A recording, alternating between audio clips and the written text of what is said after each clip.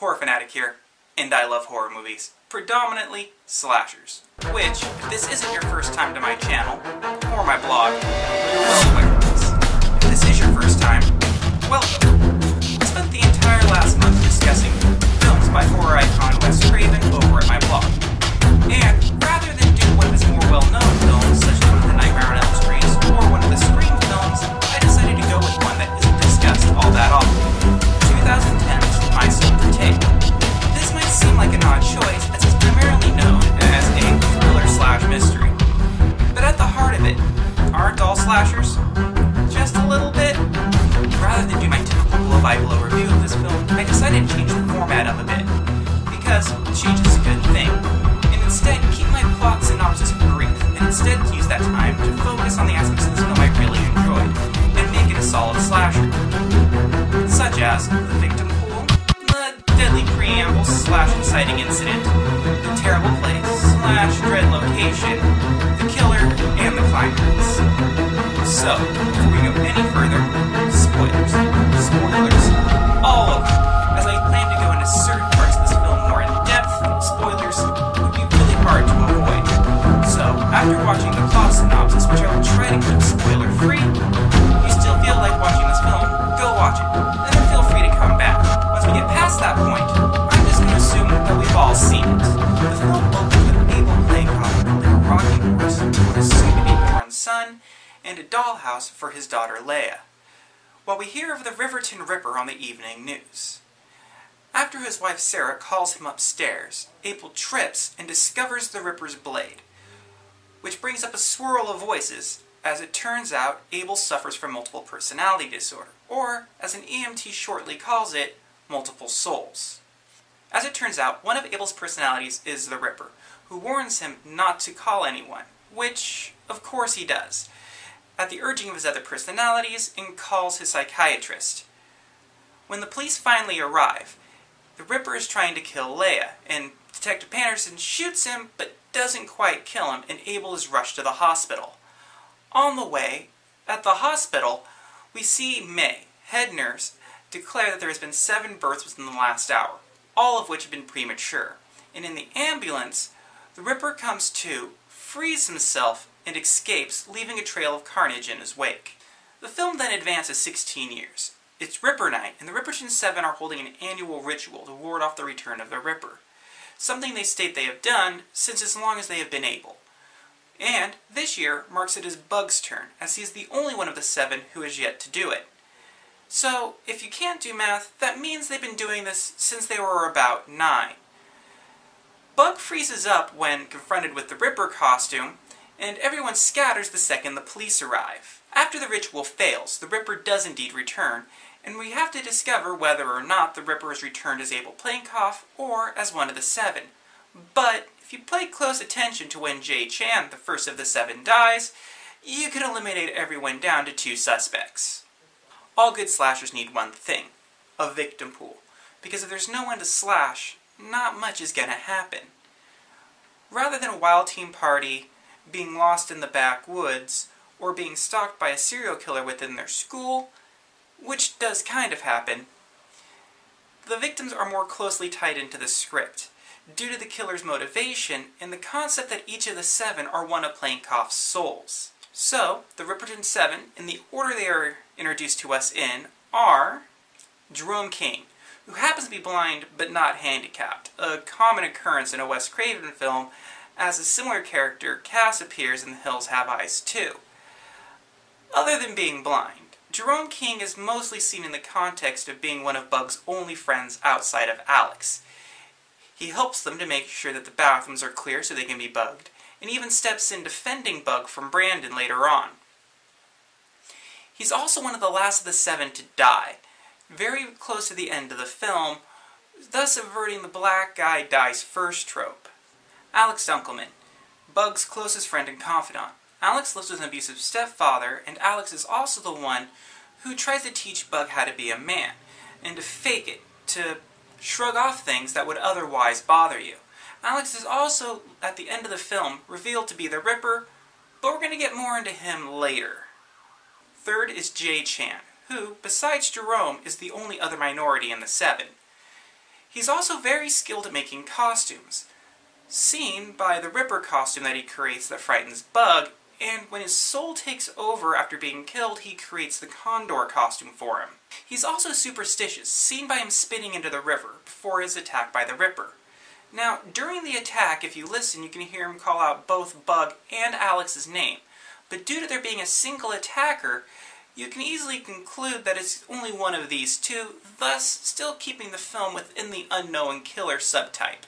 Fourth, we have Bug Hillerman, the film's main protagonist, and who the film likes to call sensitive, but unbalanced or emotionally unstable would be just as good as terms to use. He's the last of the seven born, and known to him, until the final act of the film, is the Riverton Ripper Abel Plankoff's son, and survived inside the womb of his dead mother until the EMTs removed him when they arrived on scene. Bug is also referred to constantly as the Condor and the Keeper of Souls, which is a bit like beating a dead horse, as every time one of the seven are murdered, in accordance to the order in which they betrayed the Ripper, Abel gains their souls, talking and acting as they do, channeling them, so to speak. Fifth is my favorite of the seven, Penelope Bright, who beyond being religious and having a thing for Bug, we learn little about. She's the second voice to speak out against the Ripper, and is the only one to keep her name, as she's referred to as Penny by Abel, and Penny is a common nickname for the name Penelope. As she's the second to speak out, she is also the second of the Ripper's victims. Penelope also serves as the film's harbinger and their Cassandra figure, warning others of the impending doom, but is largely ignored. Brittany Cunningham, who fills out the film's popular cheerleader role. She's also a lackey for Fang, and delivers her orders and makes sure things go as Fang wants.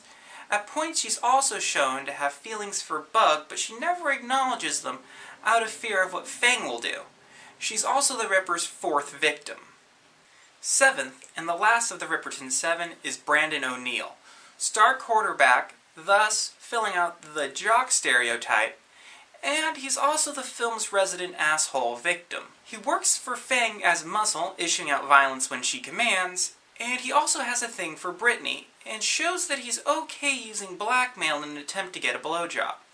He's not all bad though, as when the Ripper comes, his final words are a goodbye to his unborn child, given that he's knocked up the principal's 15-year-old daughter.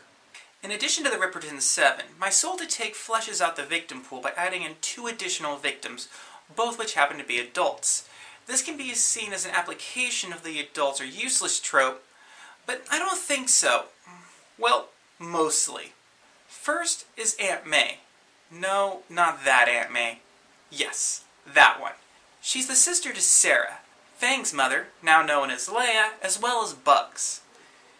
She is perhaps, in my opinion, the most complicated character in the film.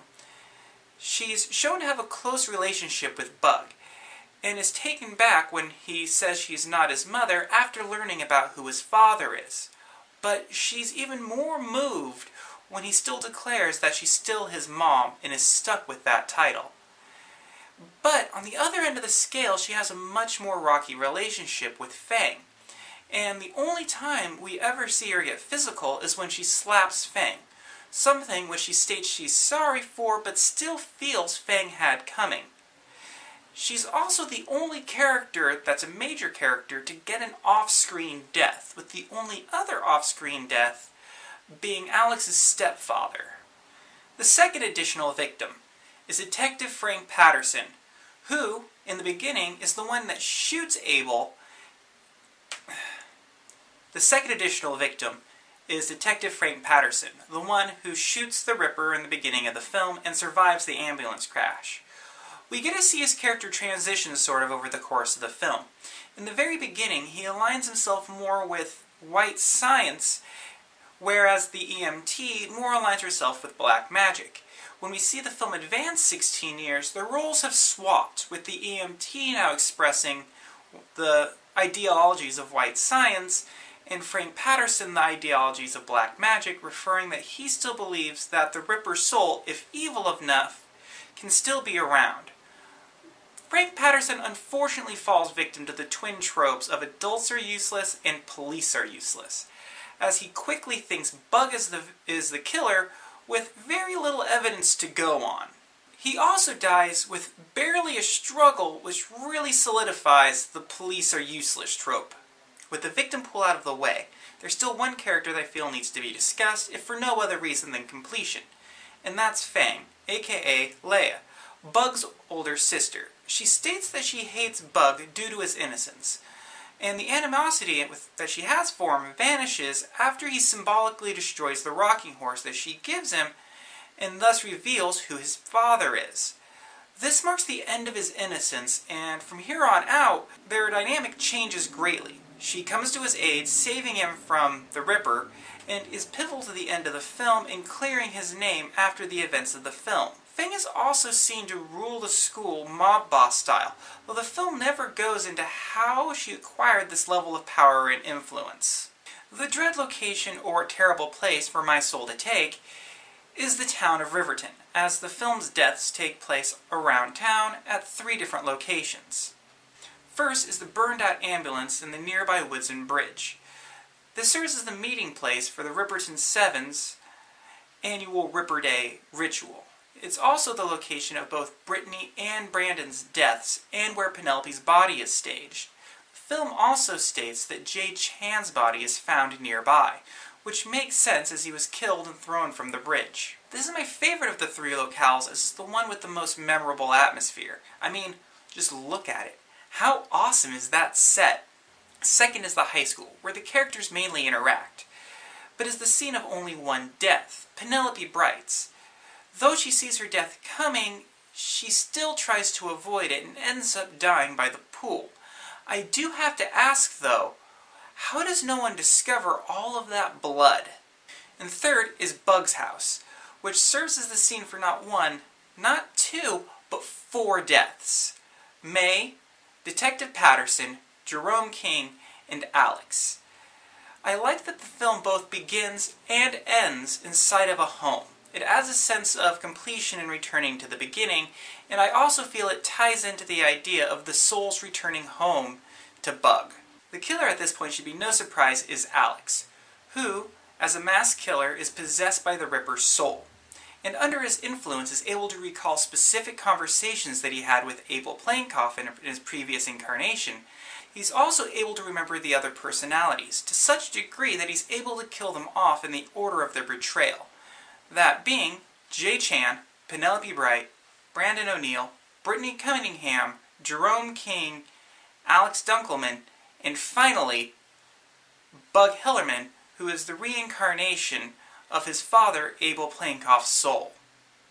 This all ties into the inciting incident at the beginning of the film, in which the Ripper declares that he will get them all next time. This is what makes the beginning of the film the inciting incident, aka the crime of the past, aka the deadly preamble. Only this time it doesn't tie as directly into the actions of the other souls, and is more about the Ripper's desire for vengeance for what he views as betrayal. The Ripper is upset that the other souls abandoned him so quickly, leaping into the nearest babies that they could find. So this time around, the inciting incident, rather than being something as simple as a prank gone wrong or an accidental murder that's covered up, is actually just the Ripper seeking vengeance for being left alone. So the crime in question is the other personalities turning against the Ripper, facilitating his need for revenge. The Ripper's signature weapon is a folding blade with vengeance etched into the side, and he uses it to kill, well, everybody. But the film never goes into detail about what he needs vengeance for. This is the first time around, when he was still possessing Abel Plainkoff, as when he returns, his vengeance is centered on the Ripperton Seven and their betrayal of him. One thought I do keep returning back to, though, is that the Ripper is one of Abel Plainkoff's souls. So, when Bug stabs Alex and he states he thought that guy would never leave, shows 2 things. First, that Alex has been possessed for quite a while, most likely since birth. Second, that the Ripper is now gone. But following the continued logic of this film, wouldn't the Ripper be residing within Bug now? But that's not how the ending of the film seems to play it off. The film's climax begins in earnest when the Ripper attacks Bug in his kitchen. He is able to fend off and fight off the Ripper for a while before being saved by his sister Leia, but is once again dragged into the fight by a barrier-busting blow. He's saved by a sound upstairs and goes back up to fight the Ripper and finds Jerome dead. Well, dying. The final actual confrontation between Alex, the Ripper, and Bug plays off more as a conversation between two friends rather than a drag-out fight, and the film actually ends on a touching, somber note. The final girl, or in this case, final boy, is Bug, who fits pretty perfectly within the confines of the trope, except for his sex. He's intelligent, he's innocent, most likely a virgin, and is able to deduce who the killer is, although it is with the aid of the other souls. Bug is also able to use the Ripper's own weapon against him, so to speak, but rather than the folding knife, he uses a knife, which is declared to be the largest in the kitchen. This makes Bug one of only two characters that I can think that are male final girls, with the other being Jessie Walsh from Nightmare on Elm Street 2, Freddy's Revenge, which is interesting when you consider that Freddy's need for revenge makes as much sense as the Ripper's need for vengeance. Final thoughts. My Soul to Take hits all the important points for me for a solid slasher. A tight victim pool populated by stereotypes, a solid dread location, only this time it's in the form of a town with a bloody history, and a final girl. Bug. The only thing that I feel is missing from this film is a tour of the dead, which could be argued for as Bug witnesses not only the death of his aunt off-screen, and Detective Patterson, and holds two of his friends as they die, Jerome and Alex. Sure, this film isn't flawless and is at times rocky, which makes a lot of sense when you view it in the context that the first and third acts of the film were reshot after being poorly reviewed in test screenings. I would really like to see what the original cut and endings and beginnings of this film would have been, as if Leia had been the killer, it would have fallen more in line with a traditional slasher. So I have to wonder if the alterations moved it away from being a slasher a bit, or it's what moved it towards the point where it is. But that's all for My Soul to Take. Wes Craven's second to last slasher, with his final being Scream 4. But that's for another day. I'm Horror Fanatic, and I'll see you next time.